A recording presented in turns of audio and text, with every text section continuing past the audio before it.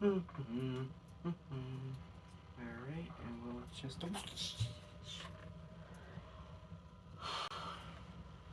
Who are you? What are you doing here?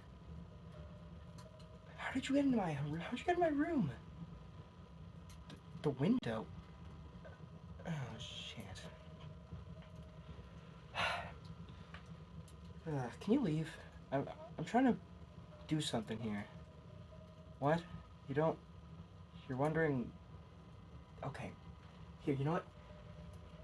This is a fireplace. Have you heard of it? I don't actually have one, so I use this to relax. And, well, since you won't leave my premises, I guess I am forced to socially interact with you. Call it a fireside chat, if you will, something along the lines of what FDR did back during the Great Depression. If you even remember history class. Okay, let's just get something clear. This is going to be a little personal project of mine. I really want to tell stories in this manner. I didn't expect it to be to a random person who just happened to hop inside my window, which is conveniently high enough to where you could break your legs if you fell. So, I don't know what to talk about first. What do you think? No, I'm not giving you secrets. What's something I'm good at talking about but no one likes to listen to in public? Wait. Have you ever heard of this hit indie game called Five Nights at Freddy's? Oh, come on. What do you mean you don't approve? You broke into my house. Who says you get to make the choices here? You know what? Screw you. I'm doing it anyway. Five Nights at Freddy's.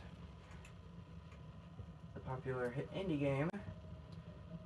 Gone down the horror for kids trope with Security Breach that I still have yet to finish. And with a lore so complicated, it would make even modern day Albert Einstein, whoever that is, probably throw up all over his room. But it can be broken down by personal preference. And who's to stop me from doing just that? I don't see you have any weapons on you, so I think I'll be safe for now from being shot in the shoulder for talking too long. Let's do it, shall we? Oh, now where to start? FNAF is a very complicated game with very convoluted storytelling and some of the worst YouTubers I have ever seen, or not worst YouTubers, but the worst timelines I've ever seen put together, or train of events. So I'm gonna make my own. Why not? It's FNAF. Who even cares anymore? Let's see. Alright. It all begins in a place, called Hurricane, Utah. Ironically enough, since it's not even a place that would have hurricanes, it's not even possible. Like, they would all, and two men who share a dream of running a pizzeria by the name of Henry Emily and William Afton come together and decide they want to make a business together. And so, they do just that. They end up making a place that they both like to call Fredbear's Family Diner. It quickly becomes a hit with the local town, as literally barely anyone has existed over there for the past millennium. And so people flock to see these new animatronics, especially kids. Lots of kids. They get crazy rich off the back of it. They would be able to fulfill their wildest dreams, you would think. But they just keep putting it back into the diner, more or less, gaining revenue. Circle of life, capitalism. We live in a society, and William Afton does a bit of a thinking. He does a bit of the wrinkles, all right, and he comes up with these new innovative animatronics called Springlock suits. Okay, Springlock suits. They are a pickle. Basically, what they are is a hybrid between mascot costume and animatronic as a means to both save money and because, I don't know, William Afton liked tinkering. And essentially how it would work is there are the animatronics could be changed into suit mode by using an item called a hand crank. What it does is it would, when attached to the animatronic, like a crank, you would crank back the spring locks, or the thing that makes the animatronic go, so that way you would have enough room to climb inside. Why anyone actually decided to work at a place where they would have to do that is beyond me, but nevertheless, it was innovative, and, well, they work just about as well as you'd expect, which is pretty well, minus a couple casualties. Those guys, those... Okay, so the only important Springlock suit casualties, and the only ones we actually know of, for now, are two supposed employees of Fredbear's Family Diner, who both die in a Spring Bonnie and Spring Freddy suit. Those are the names of the characters, Freddy and Bonnie, but I'm sure you already know that. And Spring Bonnie is a golden rabbit, and Fredbear is a... You're never gonna believe this. A fucking yellow bear. I know. Insane. Anyways. They both, oh, should I explain Springlock failures? You know what? Why not? I don't know how long this can go on for, so I'm gonna do it. Springlock failures. They are painful, to say the least. And they are it's a painful way to die, and it's a slow one.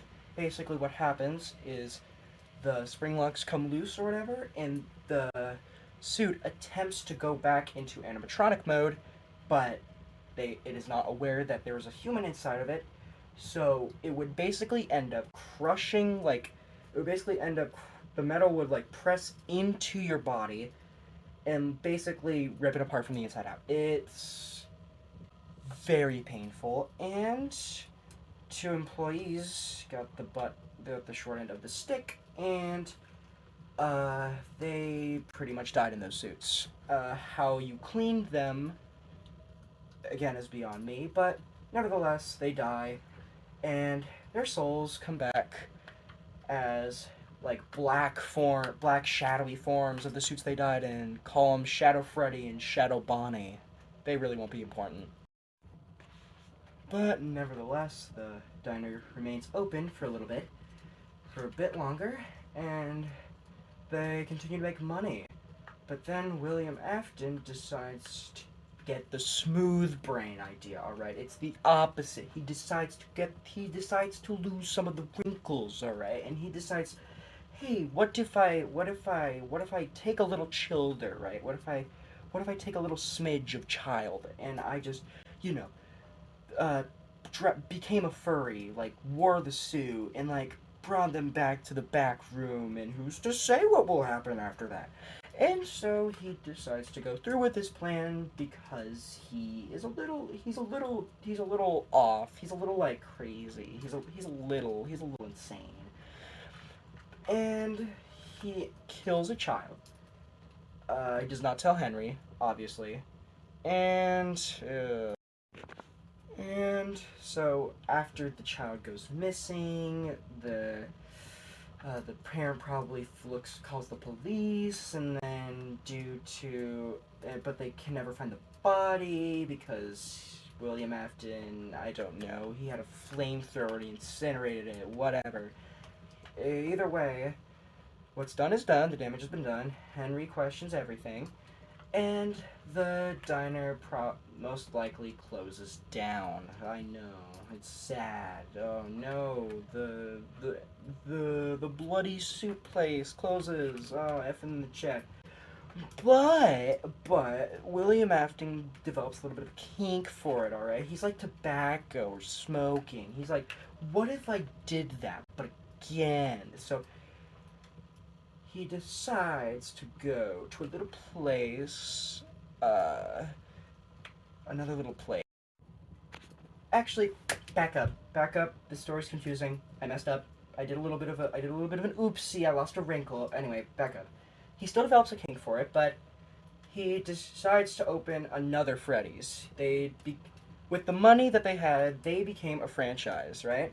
They bought multiple locations. They started, they start, well, actually, they only bought two, but that's not important. Anyway, so, they bought two locations, one of which they decided to try out some new mascots with, right? Like they had a little bit of the less yellow Freddy. They had a little bit of the never they had a little less of the Freddy, but the other ones still had Spring Bonnie and Fredbear. Anyways, they became a franchise. Yay. Uh One of those locations was another Fredbear's, and another was oddly enough a very small location. Just with one animatronic. I think it was Freddy. And they made more money, but obviously it wasn't without its fair share of criticism. The second Fredbear's location is the one we will come to see in FNAF 4, which is later in the timeline. And the other one is the one that we're going to be talking about right now. It was a small one. Freddy Lone Star. Go off, Queen. Just serving cake to kids because, I don't know, he felt like it. Either way, it was at this time that Henry began to suspect William as the possible taker of the childer, so he built a little thing to keep Charlie and his daughter in check. That's the puppet. The puppet, the security puppet, was designed by Henry, and it was specifically to monitor the wristbands on kids who came in to the diner. They would wear colored wristbands, and just because paranoia, and they made sure the security puppet was only programmed to respond to one color, green. Take a wild fucking guess as to who was wearing the green wristband. Your mom, Charlie. Anyway, so one night, William coincidentally goes to one of the diners. He finds that Henry's daughter has been trapped outside of the facility, locked out by the other kids, because, God forbid, kids be nice for once. And, William's little kink kicks in. He's like, another childer. What if I just take this one, too? So, he drove up to the facility, and the security puppet had another box on. The security puppet was stored in a box. Like, it was a puppet. It was stored in a box. I don't know. Henry was smoking crack. There was another box on top of it, keeping the bottom box from opening so the puppet couldn't get out.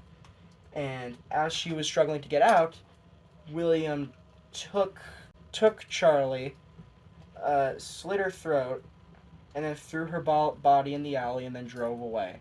Yes, that's dark, but it's FNAF. Stay mad. Anyway, the puppet finally breaks free, goes outside in an attempt to rescue Charlie. It was a very rainy night. And because of the fact that it was a rainy night... Look at me. There we go. It was a rainy night. The puppet was having a hard time keeping herself together because the rain was, damaging her. And she was slowly breaking down, and as she was on her last legs, she saw the one person she was supposed to look after dead in a pile of her own blood behind a couple bags of trash cans. Knowing that she had failed, the puppet crawled over next to Charlie and then broke. Pretty sure it's obvious, but Charlie's soul goes on to possess that puppet. And Charlie, now angry and vengeful, decides that she wants to get some good old-fashioned revenge. Now then, William, now with a developed kink, successfully closes down that one Freddy's, Uh, we never hear of it again after Charlie died, so I'm only assuming it closed. And, uh, but the franchise is still afloat, so they decided to, in addition to the other Fredbear's location, make a bit of a TV show called Fredbear and Friends. It features Fredbear and Spring Bonnie, who fucking else, as well as some new characters that they haven't tested yet. Freddy, Bonnie, Chica, and Foxy. Though the TV show proved to be a hit, it it was very successful. Kept getting them more money in the pool, and yeah. Well, that's not the. All right. So the second location that remains is not actually is then I believe the second Fredbear's is actually rebrand. No, it's not rebranded. Never mind. Forget that. They uh they buy another one, like another one. It'll be important later. Actually, no, that happens. Yeah, later. Right now, it's time for the last Fredbear location. So Springlock suits are still in use, and the place proves to be yet again a hit. But